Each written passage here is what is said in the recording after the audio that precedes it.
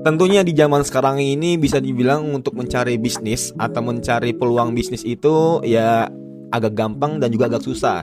Cuma tergantung dengan personalnya atau individunya itu sendiri. Nah, buat teman-teman yang masih kuliah atau enggak yang baru lulus kuliah, fresh graduate, coba nonton ini sampai habis guys ya. Karena di sini kita bakal sharing kalau misalnya kira-kira bisnis apa sih yang cocok untuk teman-teman kalau misalnya baru lulus kuliah atau enggak sedang kuliah ya cuy. Nah, hello guys, welcome in Bang Ari Jenong. Nah, jadi kali ini aku mau sharing ke kalian kalau misalnya ada beberapa bisnis yang bisa teman-teman raih dan teman-teman lakuin selagi masih ada di bangku perkuliahan atau baru lulus dari kuliah itu sendiri guys ya. Nah, jadi gini guys ya, buat teman-teman sebelumnya ketika kalian di perkuliahan, kalian kan semester 1, semester 2, semester 3, sampai semester 8 atau enggak semester 7. Nah, teman-teman sebisa mungkin sebelum kalian beranjak ke semester 5, teman-teman harus bikin namanya flow chart dulu terlebih dahulu. Atau bisa dibilang kayak alur kehidupan kalian di masa perkuliahan. Contohnya gimana Bang? Nah, ketika kalian baru semester 1, itu sebisa mungkin teman-teman udah bikin kerangkanya atau kegiatan per semester kalian, targetnya setiap semesternya. Contohnya, nah semester 1, semester 2, semester 3, semester 4, semester 5, teman-teman fokus untuk organisasi. Nah, jadi teman-teman jangan terlalu lama untuk organisasi. Sebisa mungkin teman-teman harus punya bar minimumnya. Kayak contoh lagi, misalnya teman-teman mau fokus organisasi di semester 1 sampai semester 5 nih. Nah, ketika teman-teman udah semester 5, 6, 7, nah teman-teman itu bisa fokus ke internship atau magang. Karena apa? Kenapa harus di semester 5 Bang? Kenapa nggak di semester 3 atau nggak 2? Karena kebanyakan tempat internship atau company, nah mereka itu buka untuk yang semester 5 persyaratannya.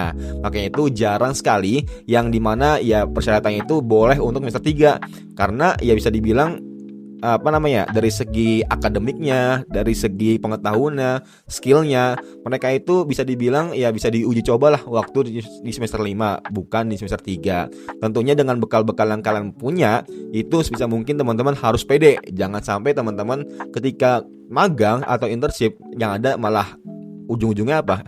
Ya teman-teman kalau misalnya bingung nih mau kegiatan apa waktu magang, waktu internship, jangan cuma bengong aja gitu. Yang ada sia-sia, dan padahal internship atau magang itu sangat berarti banget buat teman-teman yang masih semester 5 atau enggak semester 6. Makanya bisa mungkin buat teman-teman di sini punya bar minimumnya. Kayak tadi yang aku bilang, semester 1 sampai semester 5 teman-teman fokus untuk organisasi. Nah, baru semester 6 sampai semester 7 teman-teman fokus untuk internship.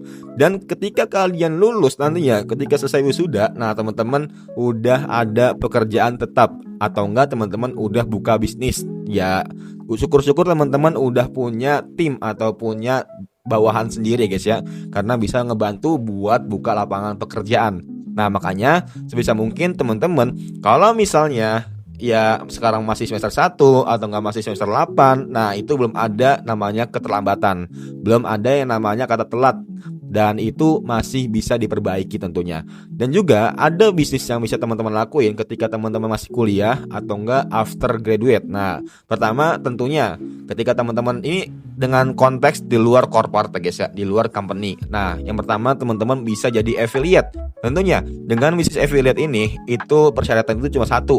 Nah, teman-teman ya di atas 600 follower di TikTok. Nah, kalau di YouTube mah bebas aja guys, terserah. Intinya teman-teman bisa pelajari dari algoritmanya, dari cara kalian buat kontennya, hooknya, segala macam itu pelajari guys ya. Mau di TikTok, Shopee, dan lain-lain. Ini bisa banget kalau misalnya teman-teman masih kuliah, bahkan yang masih SMA juga bisa guys ya. Apalagi yang after graduate. Jangan gengsi. Nah, kebiasaan anak Gen Z nih, gengsi banget kalau misalnya buat ngelakuin bisnis guys ya. Mereka tuh ya lebih mau menjaga image dia dibandingkan menjaga dompetnya. Padahal ya image tuh bisa terbentuk kalau misalnya duit kalian tuh banyak ya. Ini fakta aja cuy. Nah, ketika teman-teman bisa namanya punya uang yang banyak, teman-teman ya bisa beli baju atau kaos yang sekiranya itu bisa ningkatin value kalian. Makanya jangan pernah gengsi buat ngasilin cuan ya, atau buat ngasilin bisnisnya. Kayak Willy Salim, dia itu live streaming, padahal ya tahu sendiri followernya udah jutaan. Raffi Ahmad, siapa lagi, pokoknya yang artis-artis yang gede aja mereka itu nggak gengsi buat buat live streaming, buat konten segala macamnya. Nah, kalian mau jadi apa-apa udah males banget ya buat konten ya cuy. Nah, itu yang pertama, affiliate. Kedua, produk digital. Tentunya teman-teman di sini bisa belajar di link.id atau enggak ya banyak juga tentang produk digital yang teman-teman bisa lakuin. Kayak misalnya contoh teman-teman bisa bikin template keuangan. Nah, itu bisa dibikin juga guys ya. Yang kedua, teman-teman bisa bikin desain atau enggak ya sekiranya jadiin template lah buat orang-orang mempermudah desain kalian. Nah, itu bisa juga teman-teman dimasukin di template itu sendiri. Nah, untuk selanjutnya selain produk digital sama affiliate, teman-teman bisa namanya ya jualan dengan dropshipper, reseller, atau enggak teman-teman jualan langsung secara offline. Nah, itu bisa banget guys ya.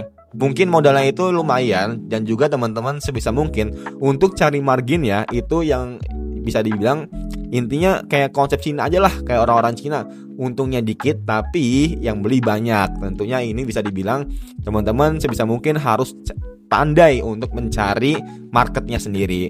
Emang agak susah kalau misalnya kita itu belum pernah mulai sama sekali.